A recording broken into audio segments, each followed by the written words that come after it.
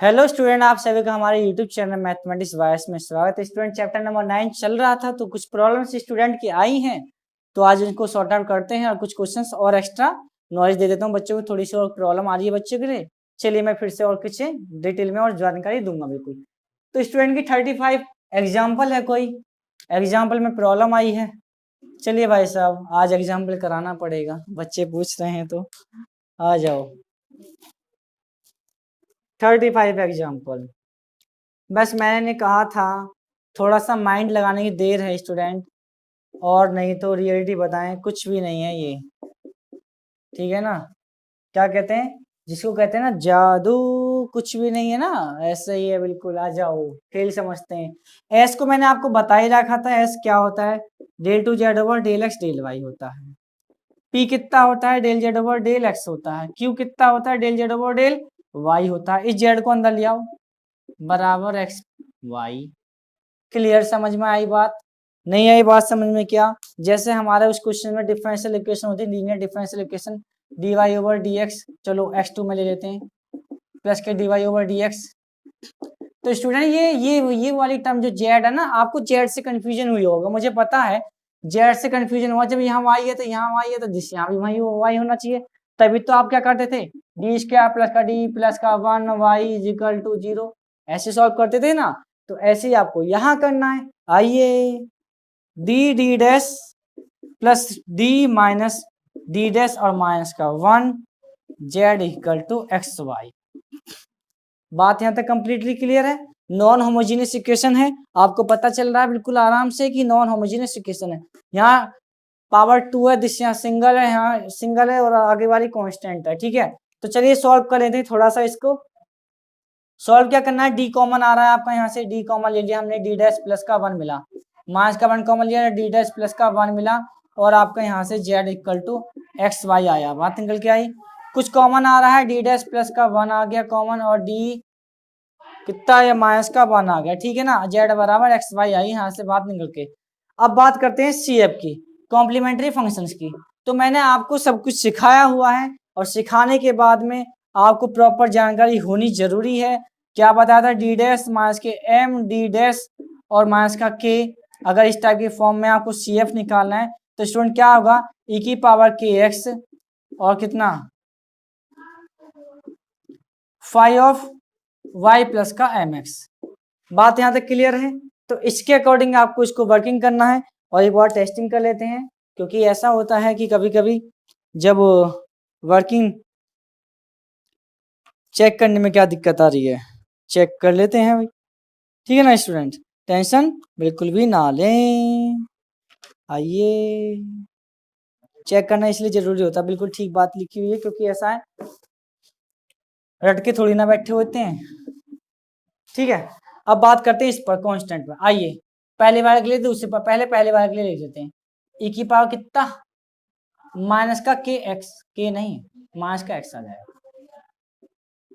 5 Y D dash के coefficient कितना है, 1 ही तो है, लेकिन आपको उसके अकॉर्डिंग जो है ये आ जाएगा वाई माइनस का एक्स। क्लियर, प्लस ई की power X 5 Y plus D dash का कोएफिशिएंट कुछ है ही नहीं, तो ये वाई रहा। ये था आपकी सी एफ निकल कर, क्लियर है ना, सी एफ निकल कर आ गया। अब बात करते हैं स्टूडेंट पर्टिकुलर इंटीग्रल की। बच्चों को प्रॉब्लम आई पर्टिकुलर इंटीग्रल में कि ये कैसे सॉल्व होगा, है ना, ये दिक्कत आई ना, टेंशन मत लेना। अरे स्टूडेंट, मैंने क्या कहा है, कभी भी अगर जिस दिन तुम किताब के मेथड को लेके ना चले, उस दिन समझ लो इंसान बन जाओगे। समझ रहे हो ना, किताबी मेथड मत लो। मैंने क्या कहा, मुझे सब पता है।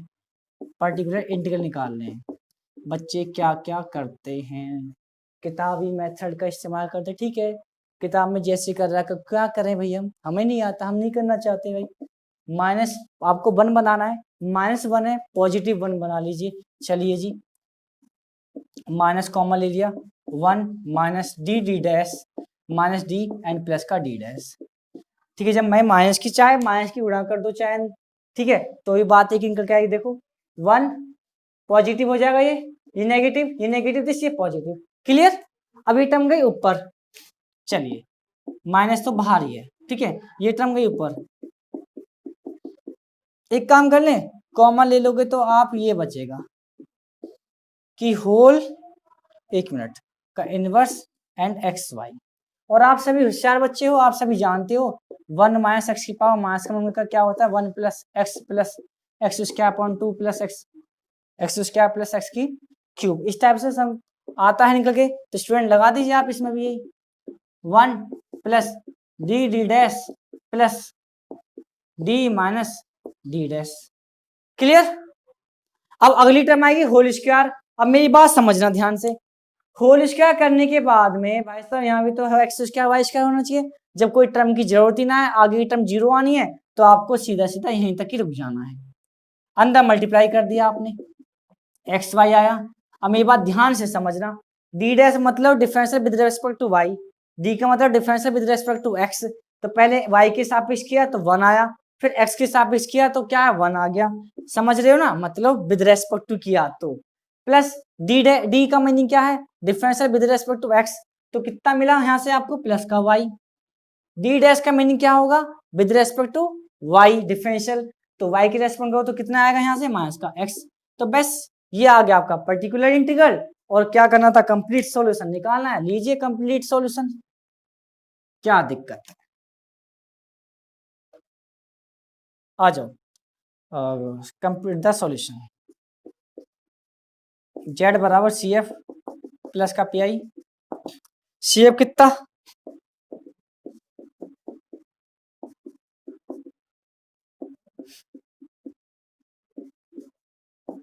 Minus X Y plus 1 plus Y minus का एक्स, और यही आपका स्टूडेंट आंसर्स होगा। ठीक है, टेंशन फ्री, क्वेश्चंस हो गया, कंप्लीटली नहीं हुआ, चेक कर ले आंसर्स को भी। चलो भाई साहब चेक कर लेना, कहाँ गया क्वेश्चन, खुल जा सिम सिम। हाँ जी बिल्कुल, क्वेश्चन का आंसर भी बिल्कुल कतई ठीक है, सही है आंसर, ठीक है ना। चलें फिर आगे की तरफ चलते हैं स्टूडेंट्स, आ जाओ जाओ। अच्छा आपका सी एफ जो आ रहा है, सी एफ के अकॉर्डिंग घबरा रहे हो, सी एफ में दिक्कत है थोड़ी सी। इस क्वेश्चन क्या है, क्वेश्चन में जो है सी एफ के अंदर जो है दिक्कत है, ठीक है ना। समझ रहे हो ना, समझ रहे हो, मेरी बात को क्लियरली समझ लिया करो अच्छी तरीके से, क्योंकि मैं आपको जो बताता हूँ जो सिखाता हूँ उसके अकॉर्डिंग आप अच्छी तरीके से माइंड का इस्तेमाल कर लिया करो, ठीक है। चलिए फिर चलते हैं आगे के क्वेश्चनों की तरफ, ठीक है, टेंशन फ्री होकर आराम से क्वेश्चन को करो, ठीक है। चलो आओ, कहाँ आ गए हम, हमारे स्टूडेंट चल रहा था एक्सरसाइज नंबर, कौन सा चल रहा था, एक्सरसाइज 5 चल रही थी। तो एक्सरसाइज 5 में से आपको कुछ भी प्रॉब्लम आई हो तो मैं उसको सॉर्ट आउट करता हूँ। कल आपको कुछ जानकारी ज्यादा नहीं दे पाया, आज मैं पूरी प्रॉपर तरीके से कंप्लीटली जानकारी दे देता हूँ, ठीक है। आ जाओ, कुछ क्वेश्चंस और करा देता हूँ मैं, और इसको कंप्लीटली कर देता हूँ, ठीक है ना, टेंशन ना ले। जो भी ऐसा ना, इस किताब में थोड़ी करेक्शन नहीं किया इन्होंने, करेक्शन की जरूरत है इसको, ये करेक्शन मिला नहीं है इसको अच्छे से, बस ये टेंशन रहती है। मैंने कहा है जो भी आपका मेथड है उसके अकॉर्डिंग आप चलते रहो, तो टेंशन दिक्कतें ना आएंगी, है ना। आ रहा पेपर में कभी कभी क्वेश्चन इरिड्यूसिबल वाला क्वेश्चन जो होते हैं ना, उसमें से कभी कभी पूछ लेता है, ऐसी कंडीशंस आ जाती हैं। आ जाओ मैं क्वेश्चंस कराता हूँ आपको, अच्छे से समझ में आ जाएंगे, टेंशन ना लो। अब देखते जाओ, मैं अपने अकॉर्डिंग 2-3 क्वेश्चन लूंगा आज, क्योंकि आई थिंक क्वेश्चन कहाँ तक हुए थे,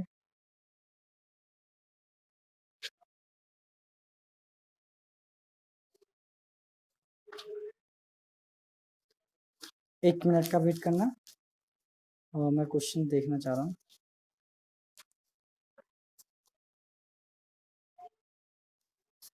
हाँ जी, एक्सरसाइज 12 के बाद में आपके, ओके एक्सरसाइज 3 के बाद में इसी पर आए थे हम, 5th पर, है ना। 4th के कुछ क्वेश्चंस मैंने आपको करा दिया था जो इम्पोर्टेंट था, ठीक है। हाँ शायद, जी बिल्कुल।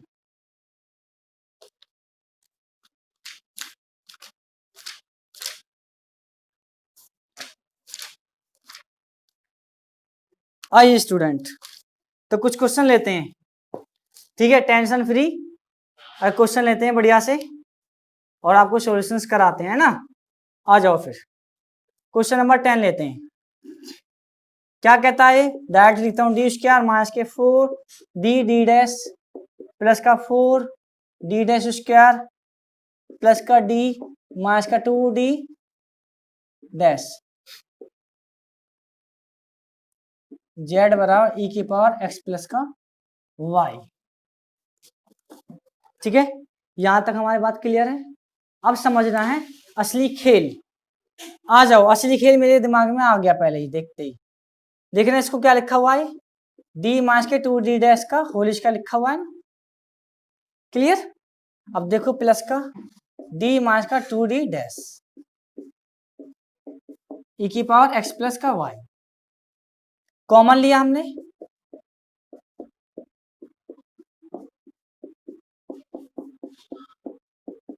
ई की पावर एक्स प्लस का वाई। तो आपको क्या निकालना, सी एफ निकालना है। सी एफ निकालिए, चलो निकालो। ई की power 0 X 5 of Y plus का 2x प्लस ई की पावर कितना माइनस का, के याद आ जाता है कभी कभी, एक्स 5 टू वाई प्लस का 2x, क्लियर।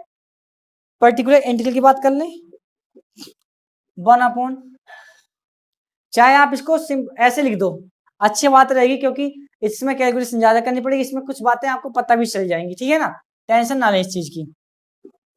डी माइनस के 2 डी डैश, अब सिखाऊंगा मैं आपको असली खेल, डी माइनस के 2 डी डैश प्लस का 1 इंटू ई की पावर एक्स प्लस वाई। अब मेरी बात समझो, वैल्यू रख के देखना, चेक आउट करो, एक्स का कोफिशिएंट 1 है, वाई का कोफिशिएंट 1 है, आपने यहाँ रखा, कितना मिला, सॉल्व हो रहा है, कोई दिक्कत नहीं है। यहाँ रख के देखना, चेक करना, 1 + 1 2 हो गया और माइनस का 2 हो गया, तो ये 0 बनना है स्टूडेंट। तो अब क्या करना पड़ेगा, याद है सभी को, 0 बनना है, सॉल्यूशंस करना है। आइए हम अपनी तरीके से लेके चलेंगे ना आपको, जिससे 0 ना बनना है, मेरी बात समझना हो। अब मैं अपने आप ही चैप्टर नंबर 4 की तरफ, जिससे 0 ना बनना है उसमें वो वैल्यू रख दो जिसमें 0 अभी बन नहीं रहा है। आपने यहां रखा तो 1 माइनस का 2 आया, और जिससे 0 बन रहा है उसको ऐसा का ऐसा एज इट इज ही रहने दो, बस टेंशन फ्री होकर बिल्कुल ऐसा ही रहने दो, ठीक है। ई की power X plus Y upon कितना, माइनस का 1, चलो माइनस यहाँ आ गया, एंड डी माइनस का 2 डी डैश प्लस का 1, टेंशन फ्री। अब इससे 0 बनना है, क्या करते थे वहां पर, याद है ना सभी को, ई की power X plus Y upon, चलो माइनस को इधर ही रहने देते हैं, और यहाँ है डी माइनस के 2 डी डैश प्लस का 1। मेरी बात को ध्यान से समझना, समझो मेरी बात ध्यान से, 0 बनना है, क्या करते थे, याद है किसी को या नहीं, मैं याद दिला देता हूँ, ई की पावर एक्स इंटू कोई बी है या 1 टर्म है अपॉन एफ डी है, आपके पास जैसी वैल्यू रखा आपका आ गया 0, तो क्या करते थे, ई की पावर एक्स को आगे या ए एक्स को ले लो, ठीक है, आगे ले आए तो क्या होता था, into 1 upon F D plus का ए आ जाता था ना। वही वर्किंग आपको यहाँ करना, देखो ई की पावर एक्स प्लस वाई, ये मेरे पास मेथड की कमी नहीं है, जैसे आपने रखा डी प्लस 1 माइनस का 2 डी डैश प्लस का 1 एन प्लस का 1, क्लियरली आया समझ में, ई की power X plus Y into 1 upon D plus 1 minus का 2 डी डैश माइनस का 2 एन प्लस का 1, क्लियर। देखो इससे कैंसिल आउट हो गया, टेंशन फ्री हो गए, क्वेश्चंस में दिक्कत आई नहीं आई। अब माइनस का ई की पावर एक्स प्लस का वाई इंटू आपके पास बचा 1 अपॉन डी माइनस का 2 डी डैश, यहां तक भी आपको टेंशन फ्री। लेकिन आपको मैंने एक चीज सिखाई है, सिखाई क्या है उसको समझने की कोशिश करना। चलो मैं पर्टिकुलर इंटीग्रल तो ही सॉल्व हो ही रहा है, नोट हो ही गया होगा, माइनस ई की पावर एक्स प्लस का वाई 1 अपॉन, आपने डी को कॉमन लिया तो student 1 minus 2 D dash upon D बचा, ठीक है। ये टर्म गई ऊपर, जैसे ये टर्म ऊपर जाएगी और इंटू में 1 चली रहा है, और आप सभी होशियार बच्चे हो, अब होशियार बच्चे होने के साथ साथ टैलेंटेड भी हो, जब ये सॉल्यूशन करोगे तो 1 minus 2 D dash upon D, और इसके साथ में क्या लग रहा है टर्म 1 का। जब 1 के साथ में डिफरेंशियल करोगे तो क्या आएगा, कांस्टेंट टर्म के साथ डिफरेंशियल करोगे क्या आएगा, 0 आता है।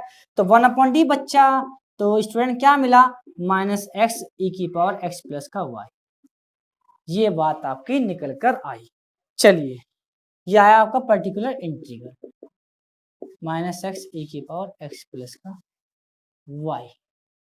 ठीक है, सॉल्यूशन आ गया। z बराबर this π1 of y plus 2x plus e⁻ x π2 y plus 2x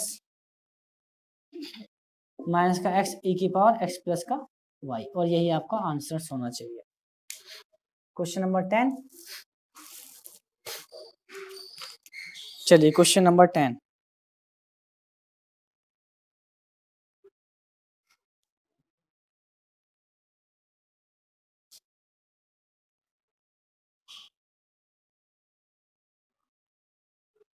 अच्छा कोई बात नहीं, आंसर आपका ये भी ठीक है। समझ रहे हो मेरी बात को, ध्यान से समझा करो मैं जो कह रहा हूँ। आंसर आपका ये भी ठीक है, और अगर आप 2d डैश को भी कॉमन लोगे तब उससे, इसने जो किताब में जो आंसर आपको दिया है ना, वो 2d डैश से दिया है, तो गलत मत मानना, आंसर आपका कतई ठीक है। ठीक है, टेंशन फ्री। कोई दिक्कत है स्टूडेंट्स, बोलो।